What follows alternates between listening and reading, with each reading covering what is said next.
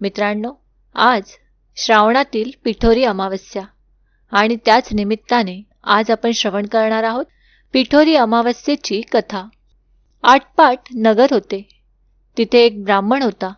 त्याच्या घरी श्रावणातल्या अमावस्येच्या दिवशी बापाचे श्राद्ध असे. इकडे दरवर्षी काय होई, ज्या दिवशी श्राद्ध त्या दिवशी सकाळपासून त्याच्या सुनेचे पोट दुखू लागे व ब्राह्मण जेवायला बसण्याच्या वेळेवर बाळंत होऊन पोर मरून जाई. असं झालं म्हणजे ब्राह्मण तसेच उपाशी जात. असे 6 वर्ष झाले. 7व्या वर्षीही असेच झाले. तेव्हा सासरा रागावला. मेलेलं पोर तिच्या ओटीत घातलं. तिला रानात हाकलून लावले. पुढे जाता जाता ती एका मोठ्या अरण्यात गेली. तिथे तिला जोटिंगाची बायको भेटली. ती म्हणाली, बाई बाई, तू कोणाची कोण? इथे येण्याचे कारण काय? आलीस तशी लवकर जा, नाहीतर माझा नवरा झोटिंग येईल आणि तुला मारून खाऊन टाकेल. तेव्हा ब्राह्मणाची सून म्हणाली, तेवढ्याकरिता मी इथे आली आहे. तशी झोटिंगाची बायको म्हणाली, बाई बाई, तू इतकी जीवावर उदार का? मी एका ब्राह्मणाची सून. दरवर्षी मी श्रावणी अमावस्येच्या दिवशी बाळंत होई व मूल मरून जाई. त्याच दिवशी आमच्या घरी माझ्या आजे सासऱ्यांचे श्राद्ध असे. माझं असं झालं म्हणजे श्राद्धाला आलेले ब्राह्मण उपाशी जात. अशी 6 बाळंतपणे माझी झाली. 7व्या खेपेलाही असेच झाले. तेव्हा मामांजींना राग आला. ते मला म्हणाले, माझा बाप तुझ्या बाळंतपणामुळे 7 वर्षे उपाशी राहिला, तेव्हा तू घरातून चालती हो.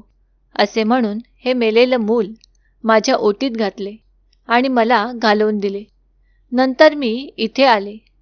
आता मला जगून तरी काय करायचे आहे? असे म्हणून ती ढसाढसा रडू लागली. तशी झोटिंगाची बायको तिला म्हणाली, बाई बाई, तू भिवू नकोस, घाबरू नकोस.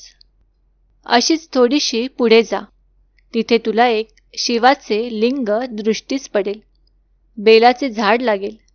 तिथे एका झाडावर बसून राहा. रात्री नागकन्या, देवकन्या, साती, अप्सरा बरोबर घेऊन तिथे पूजेला येतील. पूजा झाल्यावर खीरपुरीचा नैवेद्य दाखवतील आणि अतिथी कोण आहे म्हणून विचारतील. असे विचारल्यावर मी आहे म्हणून म्हण. त्या तुला पाहतील. कोण, कुठची म्हणून चौकशी करतील. तेव्हा तू सगळी हकीकत त्यांना सांग. ब्राह्मणाच्या सुनेने बरे म्हटले. ब्राह्मणाची सून तिथून उठली, पुढे गेली. तो एक बेलाचे झाड पाहिले. तिथेच उभी राहिली. इकडे तिकडे पाहू लागली. तेव्हा जवळच तिला एक शिवलिंग दृष्टीस पडले. तशी ती शेजारच्या झाडावर बसून राहिली. इतक्यात रात्र झाली. तशा नागकन्या, देवकन्या, आसरांच्या स्वाऱ्यासुद्धा आल्या. त्यांनी शिवलिंगाची पूजा केली, नैवेद्य दाखविला आणि अतिथी कोण आहे म्हणून विचारले. त्याबरोबर ब्राह्मणाची सून खाली उतरली. मी आहे म्हणून म्हणाली. तेव्हा सगळ्यांनी मागे पाहिले. त्यांना आश्चर्य वाटले. तिची कोण, कुठली म्हणून चौकशी केली. तिने सर्व हकीकत सांगितली. नागकन्या, देवकन्यांनी तिच्या मुलांची चौकशी केली. तेव्हा अप्सरा ती दाखवली.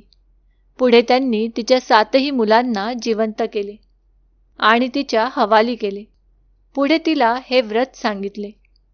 64 योगिनींची पूजा करायला सांगितली आणि मृत्युलोकी हे व्रत प्रकट करायला सांगितले. तसे ब्राह्मणाच्या सुनेने विचारले, याने काय होतं? अप्सरा सांगितलं, हे व्रत केले म्हणजे मुलंबाळ दगावत नाहीत, सुखा समाधानात राहतात. पुढे ती त्यांना नमस्कार करून निघाली. ती आपल्या गावात आली.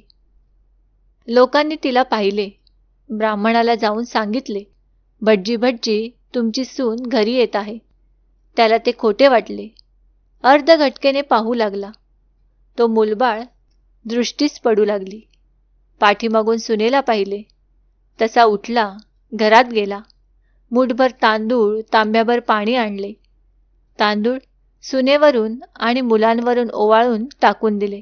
हातपाय धुवून घरात आला. सर्व हकीकत सुनेला विचारली. तिने ती सारी सांगितली. ते सर्वांना आनंद झाला आणि मुलाबाळांसहित सुखाने ती नांदू लागली. ही 60 उत्तराची कहाणी 5 उत्तरी सुफळ संपूर्ण.